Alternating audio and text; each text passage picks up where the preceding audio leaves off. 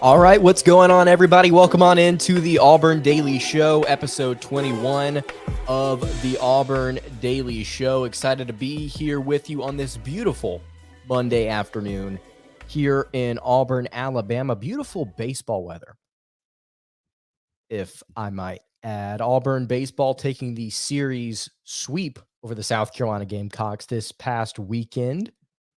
Really exciting stuff there. And actually, if you want to go read about the breakdown of that series sweep, you can go check it out over at auburndaily.com. Lindsey Crosby wrote a really nice piece about it. I'd encourage you to check it out.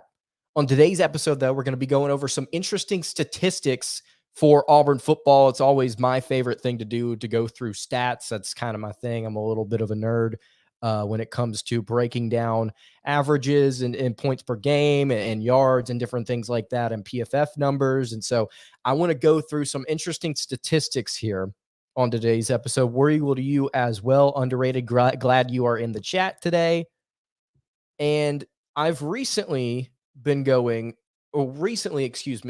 Daily's been going over statistics of the day. We've been consistently putting out an article with a stat of the day for about a week now. Really interesting stuff there over at auburndaily.com. But I want to go over the past couple of statistics and some of them that I've put together myself.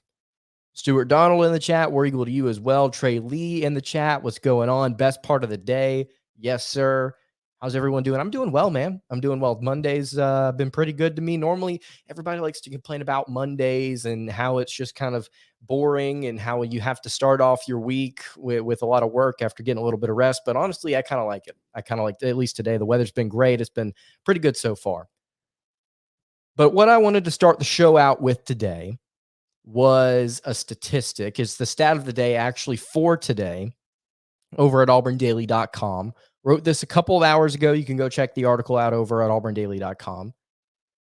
It's no secret that Auburn's offense wasn't very good last season. And I mentioned this in the article. 28.3 points per game was only good for 68th nationally, which is just slightly underneath average. If I'm not mistaken, there are 130 FBS teams, and 65th, therefore, would be the national average. Auburn sitting just 3 spots underneath that in points per game. What that number does not tell you, what 28.3 points per game doesn't tell you, is that actually 33%, so a third of Auburn's points on the entire season, came within the first 2 games of the schedule. So it was a 13-game slate for the Tigers this past season. After they got to a bowl game, it was 13 games, but a third of their production came in just 2 of those contests, which is not good. And so if you take that production out, Auburn's offense was actually significantly worse. And you've got to be able to find a way to revive that offense in 2022. So here's our statistic of the day, and it's 19.6 if you're looking at the ticker down there, against teams ranked inside the top 50 in total defense. Auburn's offense averaged 19.6 points per game. Not good. It's not good. And an additional note here, against teams outside the top 50 in total defense, Auburn averaged 44.3 points per game. So against legitimate competition in terms of total defense, Auburn struggled to put points on the board. In fact, on average, they couldn't even put up 20. But whenever they faced a team that was not very good defensively, they were probably shelling them, averaging almost 45 points in those contests. So what exactly does this mean? Well, the point here with this statistic is that Auburn needs to do a much better job of putting up points against legitimate competition. There's still a fair amount of talent on this roster. I think the misconception out there is that now that Gus Malzahn is gone, the recruiting has now gone to crap under Brian Harsin, and so Auburn doesn't have talent left on the roster. They've still got talent on the roster for sure, absolutely. And you can argue about how much talent that is, but my point being, I think there's enough talent on the offensive side of the ball to at least score more than 19.6 points per game against legitimate defenses, right? I'm not saying go out there and score 50 against Georgia. I'm not even saying go out there and score 30, 35. I'm just saying make it respectable against these opponents that are not world-beating defenses, but are still good. Because if the Tigers want to even try to meet expectations this season, in my opinion, they're going to need to score. I think the defense is going to be there. Now, how dominant it's going to be, I think, is a question that's up in the air. I think the pass rush is going to be improved, despite it being one of the best pass rushing seasons the Tigers have had since 2010. I think it's going to find a way to take another step forward, which I would border on elite at that point. I think the secondary's got a lot of really good pieces in it now that Derek Mason's gone. How does Auburn adjust with this new personnel and this new scheme in year two? I think they take some more improvements, take some more steps in the right direction after Kevin Steele had a bad year in 2020. I think there are a lot of reasons to believe that this defense will be just fine. Owen Papo, hopefully he's going to be healthy all season, knock on wood. Got some really interesting prospects in the linebacking room. So all three levels of the defense are intriguing to me. They're all intriguing to me for different reasons. But point being, I think the defense is going to be able to do what it needs to do in games where Auburn should win this season if they can score a little bit. Now, again, I'm not asking for Auburn to put up 40 points a game every single night. I'm just saying do better than 20 against top 50 defenses, right? On average.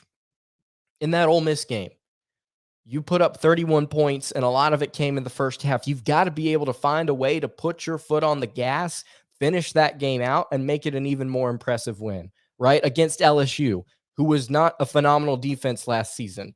Go ahead and put some more points on the board past 24, right? Against what was overall not a very good LSU team. You've got to be able to score in those type of moments, in those type of games, right? Against Texas A&M, who was a really, really good defense. Don't get me wrong. Auburn struggled against a good defense. Sometimes that happens.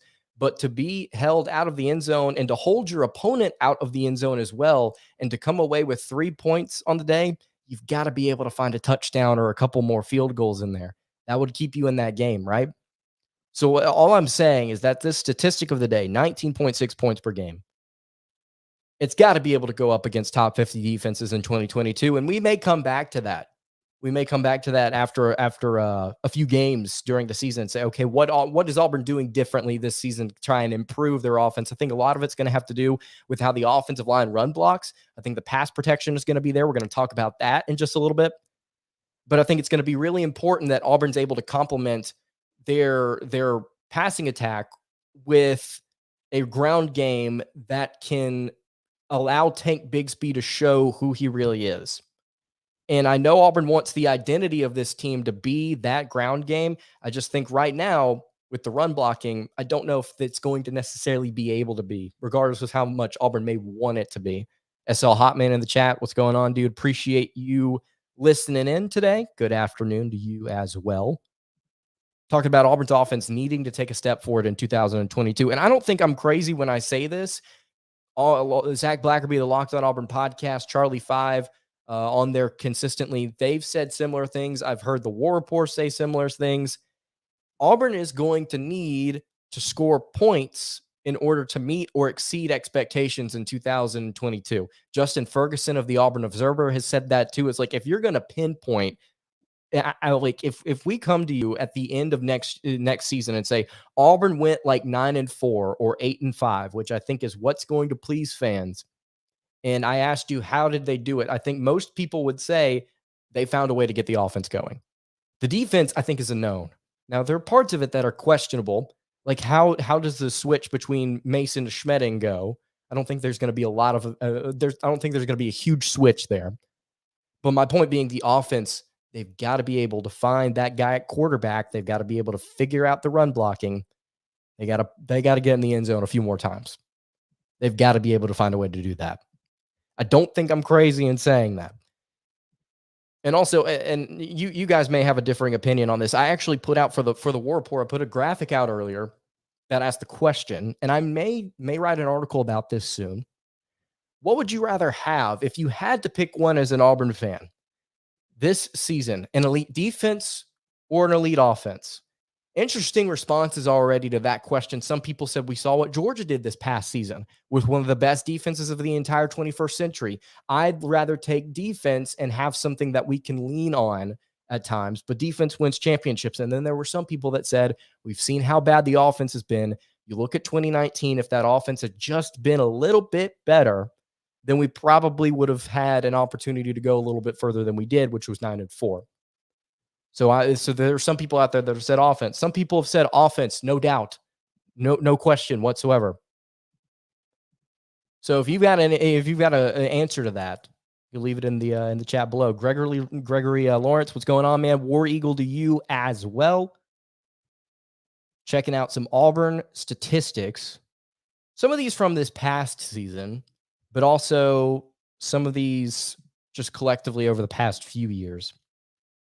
All right, this next one I think is probably the most interesting, and I did a little bit of research on this one, so if y'all have got some differing opinions on this, that's cool. You just let me know. But I wrote an article just a couple days ago titled Auburn Football Might Have an NFL Receiver on its Roster. And I said the Tigers have a few former four-star guys that could take a step forward. Now, let me preface this by saying I don't know if Auburn has an NFL receiver on its roster definitively. I'm just saying the opportunity is there. And let me explain.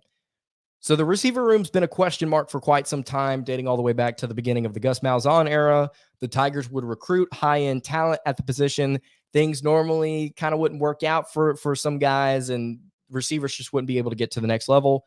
And a lot of it, I believe, had to do with Auburn's ability to develop guys, develop receivers, and put them in a position to make the jump to the NFL, despite how physically talented they might have been coming out of high school.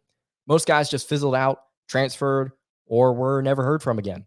Now, again, whether that's a scheme issue or a coaching issue, I think is up for debate. I think some fans would disagree on it. Some fans may say both. I'm leaning towards more it was a development issue. Part of it was a scheme issue, but most of it was a development issue.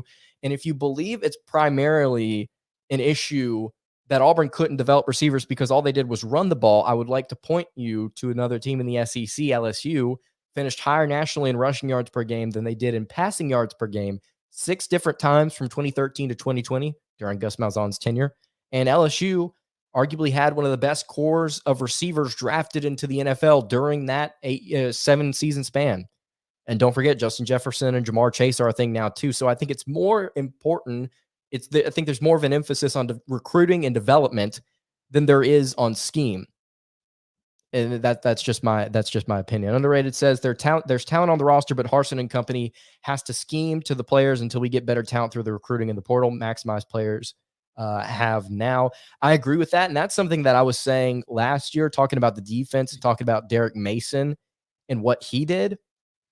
Is that honestly, like, I'm cool with the scheme. Like, it makes sense. People run the 3-4. People run a lot of zone. It's not like it's something that doesn't work, right? But it works with the right personnel.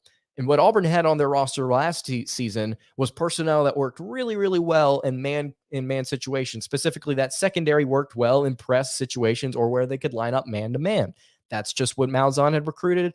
That was the personnel. And so the shock for last season and the difficulty and the struggles came from Brian Harsin and Derek Mason coming in and saying, we're going to change the way that we do things from a philosophical standpoint. We're going to change. Okay, we're going to be less of a press type of team, and we're going to be trying to adjust to working in our own individual zones and being able to communicate that way. And it was probably just a weird process for the secondary early on. We obviously got to see some issues throughout the season where Auburn just couldn't adjust. And I agree with you, underrated. I think there are guys on this roster that could excel, but they've got to be able to be put in the position to do so. And like you said, a lot of that has to do with the scheme that Harsin puts these guys in. Of course, I will say this. If Harsin somehow manages to survive this season and maybe next season, and he's able to get through this with maybe an 8-win season this year with the personnel that he's got, I would be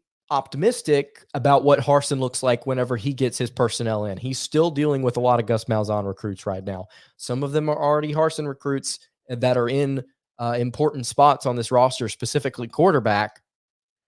But it would be interesting to see if he can just hold this over for a couple of years, get to 8-9 wins over the next couple of years, I would be optimistic to see what he looks like whenever he's able to work with his own guys. But yeah, to go back to what we were talking about development, receivers, and scheme and all of that. This is one of our stats of the day. This was just a few days ago, and again, didn't get to talk about it on the show for whatever reason. But this is the stat: under Gus Malzahn, Auburn signed 18 four-star wide receivers. So 4 stars or higher. I don't think Auburn signed a 5-star. So 18 4-star wide receivers. 4 of those 18 guys were drafted. Darius Slayton, Noah Igbenogany, Anthony Schwartz, and Seth Williams. To say Lance and Noah was a cornerback. I get that. I understand. But he came to Auburn as a receiver and he started playing as a receiver. So I'm going to count it so that the numbers don't look as bad on Malzahn. So 4 of those guys were out of those 18 4-star receivers were drafted. 5 of those 18 players are still in college, and 4 of them are actually still on Auburn's roster. The only guy that's not still here that's in college transferred to UCF, Kobe Hudson. So the 4 guys on Auburn's roster: J.J. Evans, Xavier Capers, Javaris Johnson, and Malcolm Johnson Jr. So what exactly does that mean? Well, that means Malzahn had the opportunity to walk it out with 13 different 4-star wide receivers. So 18 he recruited, and then he got let go, and 5 of them are still in college. So he had the opportunity to walk it all the way out until graduation, or one of them eventually transferred, with 13 different 4-star wide receivers. And he only managed to get 4 of them drafted. So technically, he got receivers drafted at a 30% rate. Auburn has 4 of those Malzahn receivers on roster, and with the addition of 4-star receiver Amari Kelly from this year's class, that could mean one of them could get drafted under Brian Harsin and Ike Hilliard if the Tigers were to stay on course with Malzahn's output. So essentially what I'm saying here is 1.5 receivers have a chance to become an NFL receiver out of these guys on roster. Now, who that is, I don't know, and to be quite honest with you, I don't know if Auburn's going to do so. I'm just saying if they're going to stay the course with what Malzahn was doing in terms of putting receivers into the NFL, which was a low clip, let's be honest. 30% is low. We're going to get to why in a second. But if he's able to stay on course, one of these guys should pan out. And then also just think about Ike Hilliard and his ability to develop NFL guys. We've seen it. We've seen the track record. So the question is, who is that going to be, right? I don't have the answer to that question. I doubt it's J.J. Evans. I doubt it's Xavier Capers. I'm looking more at Javaris Johnson or Malcolm Johnson Jr. But to be quite honest with you, I don't really know. If I could choose who it would be, I would choose Xavier because I like his size and his skill set. But I don't know if it's going to be him because I don't know if he's going to be able to get enough time on the field. So I mentioned that 30% is a relatively low rate, and I did a little bit of research thinking, okay, let's look at some other teams in the SEC that have been putting out a similar product to Auburn, and let's see what they did in terms of getting receivers into the NFL. So for reference here, the Florida Gators, who had a very similar record to Auburn during Malzahn's time with the Tigers. So Florida was 63-37 during the Gus Malzahn era, and Auburn was 68-36. So pretty darn close. Florida during that time span recruited 14 4-star receivers. 7 of them have been drafted. 2 of them are still in college. So technically Florida hit during the Gus Malzahn era on 7 of the 12 receivers that were there during his time. And we don't know what these last 2 receivers are going to be able to do, so they may hit at a higher rate than 58%. 58% of the time with slightly less talent, with almost an identical record over Gus Malzahn's time there. The Florida Gators were able to put receivers in the NFL whenever they got those 4-star guys. And I'm not saying Auburn needs to every other receiver that they get. I'm not saying that they need to go to the NFL. But it would be nice to be able to kind of start to build that track record, because if we're shifting to a scheme where we are more focused on the short to intermediate passing game and maybe a more dominant ground game, just a more physical downhill attack instead of kind of spread you out and finesse you, I think Auburn, if they're going to try and throw the ball a little bit more, they've got to be able to attract some of these high caliber receivers. And so therefore, I think it's important that Auburn tries to consistently put those guys in the league. Now, whether or not it's going to happen with this batch that Auburn currently has, I don't know. I doubt it. But point being, there's another team here in the SEC. It's very similar to the Tigers that has been able to do more with slightly less. This year is still, though, if like I said, I don't know what these guys are going to do, but still, this year is an excellent opportunity for one of these Auburn receivers to step up and make themselves known. Now, the quarterback position may hinder the breakout potential of one of these receivers, but I still trust Ike Hilliard to not only develop these guys already in the room, but to evaluate talent down the line on the recruiting trail at a high level. So, all in all, to say, Malzahn struggled where I think Auburn and Brian Harsin can now succeed. And I think part of it is they're going to have to if they're going to run the stuff that they want to run. Auburn could be in good hands with Ike Hilliard and Brian Harsin. So that's the second statistic I wanted to get to here about Gus Malzahn and his ability to recruit receivers. We'll get to a third one here in just a second. But before we talk about that third statistic, I want to tell you guys about our friends over at aushirts.com. Believe it or not, guys, aushirts.com might be putting out some Auburn Daily merch here soon. And I will let you guys know whenever that happens. But it could be on the way. I'll just go ahead and let you know. But AU Shirts is the new place to visit to help you flex your Auburn fandom. It's aushirts.com, the one-stop shop for all Auburn fans being able to flex their fandom for every major sport here on the Plains. The newest shirt at aushirts.com is actually designed for Bryson Ware, if I'm not mistaken. And I want to point out this picture. We've been putting this on the show here for a couple of days now, but I'm going to pull it up anyway.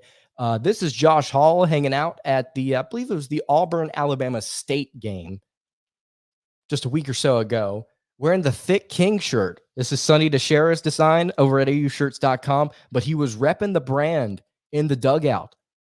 Pretty cool stuff. You can also find shirts ranging from the Everything School design to celebrating Cruton Finger, portal season, and there will be so many other official player designs coming here soon. I highly encourage you to go check out aushirts.com. And right now, AU Shirts is giving Auburn Daily viewers 10% off their order. All you have to do is use promo code DAILY at checkout, and that'll get you 10% off. Again, that's aushirts.com. Using promo code DAILY for 10% off your order. Would highly encourage you guys to go check out our guys over at AU Shirts.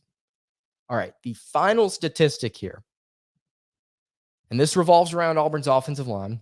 Keandre Jones was elite in pass protection in 2021. Zach Blackerby, the host of the Locked on Auburn podcast, wrote this article over at auburndaily.com. Would encourage you to go check it out. But the stat here is in 2021, Keandre Jones was in pass protection on 416 plays. He did not allow a single sack, which is pretty darn impressive. And this is what Zach says. Unless Auburn's run blocking makes a complete 180 from a year ago, the Tigers will have to rely on the passing game to gain yards consistently in SEC play next year. Whoever starts at quarterback will need protection up front if Auburn's going to throw the ball over 30 times a game. I think he's right there. I understand that, like I said a minute ago, Auburn and Brian Harsin may want their identity to be focused around Tank Bigsby and running the football. And sure, Bigsby may be Auburn's best player, but this is a team sport. It's not just Tank Bigsby. That's not how it works. You've got to have the pieces around him, the cogs around him in this machine. They've got to be well-oiled, and they've got to be executing at a high level in order for him to be able to display his talents, right? So Tank Bigsby has got to be able to have that offensive line run block for him a little bit better. And if that doesn't happen, I think that Auburn feels comfortable taking their chances throwing the ball this next season for a couple of reasons. Number one, the quarterback should have a decent amount of time to throw because the offensive line is actually not that bad in pass protection. And then the second thing here, I really like Ike Hilliard. I really do believe Auburn's receivers are going to be able to take a step forward as a unit this season. And then also you look at the tight end room, I'm excited about several guys in there as well. John Samuel Schenker, Landon King. Those two guys I think could potentially be breakout guys for this offense. So there's a lot of reason to believe that Auburn's offense will take a jump in the right direction this season. I'm just curious to see how it plays out. I'm curious to see if it's more the passing game that gets it done Or maybe it's a resurgence for the rushing attack and Tank Bigsby has the best season of his career and he's able to go to the NFL draft. I don't know. But when you look at both sides of it, passing, rushing, I think that there's enough evidence there to support being optimistic, rationally optimistic about what could happen with the offense this season. But a lot of it revolves around what that offensive line is going to do. A lot of it revolves around what that offensive line is going to do. All right, there's one more thing I wanted to get to here.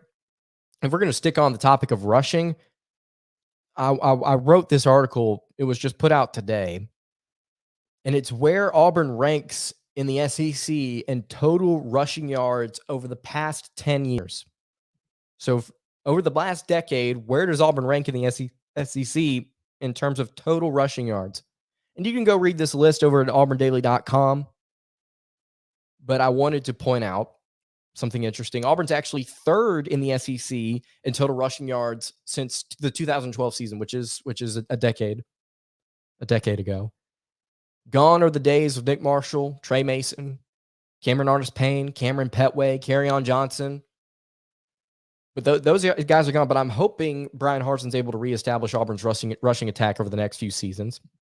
But I think that it's interesting that Auburn, despite their recent struggles on the ground, still are third. And quite frankly, had they had one season where they had just been slightly better, they would have been second. Because I noted Auburn, 27,483 rushing yards since 2012. And then Georgia sitting at 27,517 rushing yards. So less than 50 ahead of Auburn over the past decade. And you can go read down the list. There's some surprises towards the bottom in terms of teams that I just didn't expect to be so low on the list. Vanderbilt's at 14. No shocker there. I was adding everything up, and I was just sitting there thinking to myself, like, over under 1,500 rushing yards for the Vanderbilt Commodores. Go check it out over at au.com. I think it's very entertaining. Underrated says the run game has to affect if there's not enough effort in the passing game. I agree, but I can see it changing under Ike Hilliard as the wide receiver coach. And you talked underrated a little bit ago about how Harsin's got to be able to scheme things to his players. Right. And I think that the personnel that Auburn has on the offensive line right now is not necessarily going to allow them to be incredibly dominant on the ground as they would like to be. So I think that Auburn has got to be able to throw the ball a little bit more. At least that's where I'm leaning towards heading into the season. I don't know what's going to happen, but that's where I'm leaning towards. So I agree with you. I do trust Ike Hilliard as the wide receiver coach. Also, somebody that we have not really talked about much on this show. What about Jarquez Hunter? What is he able to do in year two? Is he able to build on the breakout season that he had as a freshman? Over 500 rushing yards, had that really long touchdown run against Alabama State. I believe it was the longest touchdown run in Auburn history, if I'm not mistaken. But what is he going to be able to do to build on an impressive freshman campaign where he actually, quite frankly, fell off for the last half of the year because teams were kind of honing in on what he wanted to do? What does Hunter do? Curious to see there. I'm also curious to see what Auburn does on the recruiting trail in terms of picking up new running backs. Because if Tank Bigsby does, let's say he has like a 1,200, 1,300 yard season this year, I think he just declares. I think he just may be gone. Seacrest out. So does Auburn get Jeremiah Cobb, who they're in heavy pursuit of right now?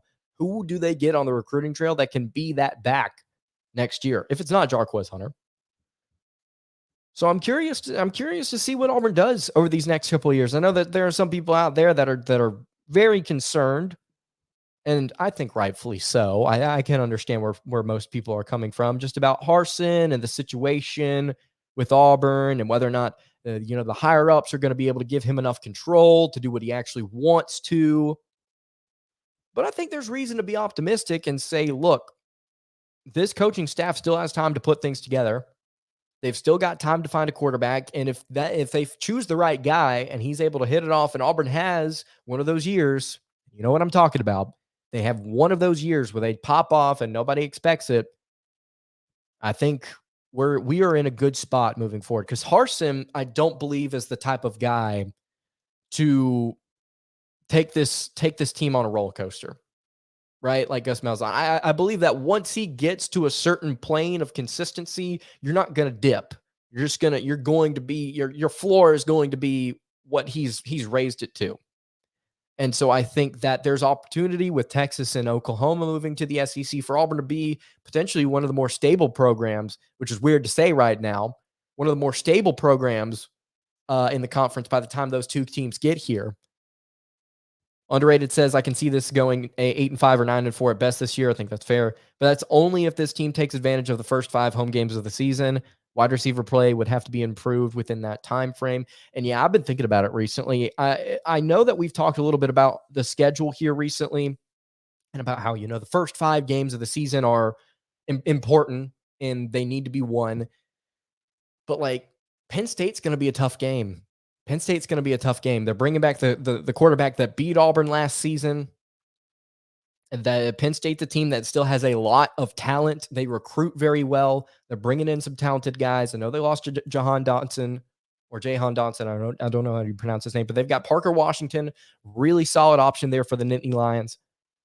Auburn's got to be able to come into that game and show out, and that's early.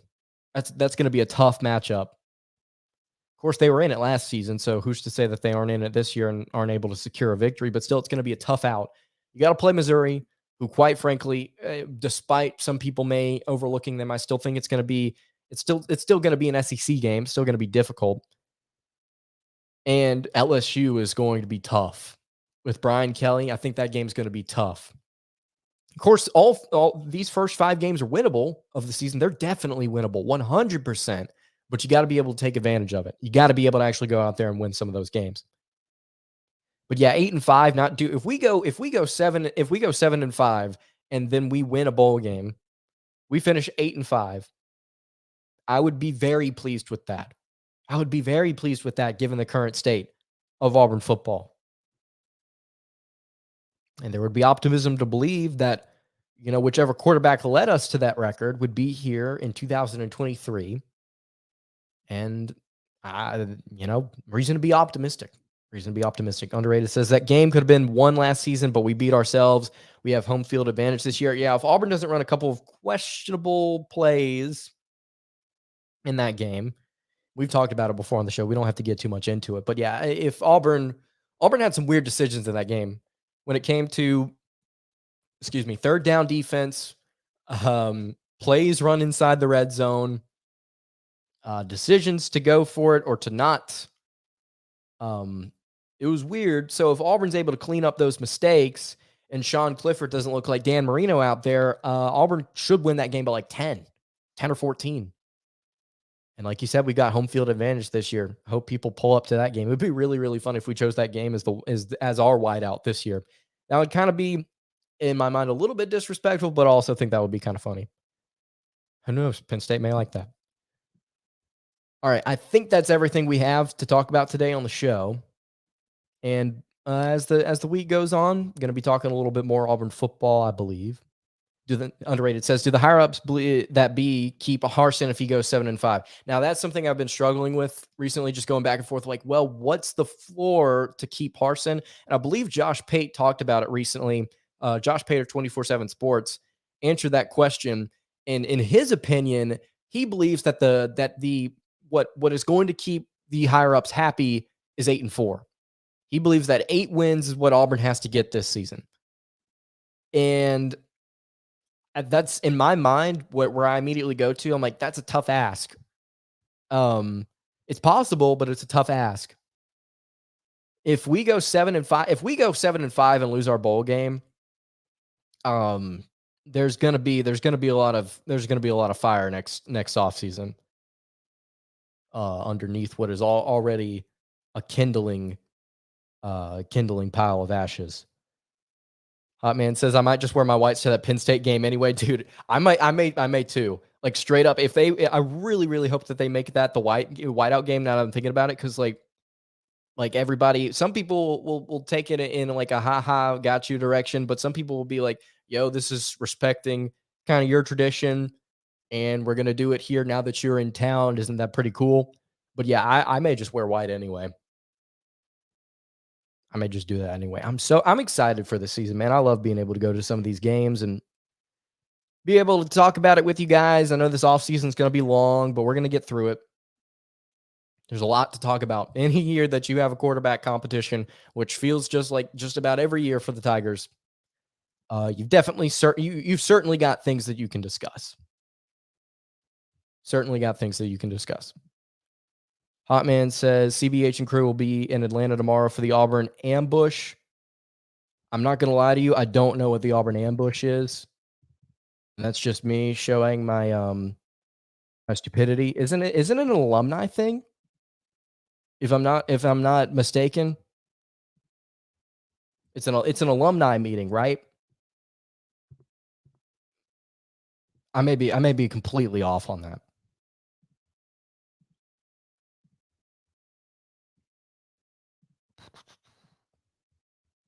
But yeah, that should be interesting. If it's an alumni thing, that should be interesting. And also, I don't know if y'all saw it, but you saw him with the at that NASCAR event the other day, looking pretty fly. It's so cool because I was hanging out with somebody and they saw that on social media and they were just like, "Wait, Brian Harsin used to drag race?" I'm like, yeah, he's one of the coolest guys. He's one of the coolest coaches Auburn's had in a long time. If he could just put it together, Auburn coaches and Caravan alumni get together. Oh, okay, yeah. Well, there you go. Curious to see what comes out of that. What kind of news comes out of that? Thank you, Hot Man. But yeah, I think Harsin, man, he's one of the coolest coaches to come through the program in quite some time. If he's able to put it together, I think a lot of people will rally around him. I think a lot of people did at Boise. I don't think there's any reason to believe why people wouldn't at Auburn, especially if he's able to beat Saban. And he almost did in year one. Of course, almost doesn't count, but still. All right, yeah, let's go ahead and wrap it up here. If you're not already following us on the socials, you can go ahead and follow us on Twitter at @SI_Auburn. You can also follow us on Facebook at Auburn Daily, live streaming every single weekday, starting at 4 p.m. Central. All things Auburn. And hey, if you're watching this after the broadcast and you've got any questions, any comments, any concerns about anything Auburn related, leave them in the YouTube comments. I'd love to be able to answer some questions on the show. Probably going to go back to the Locked On Auburn Discord and ask those guys some questions here soon. But anyway, there you have it. That's going to do it for the 21st episode of the Auburn Daily Show. Hope you guys have a great rest of your afternoon, and God bless.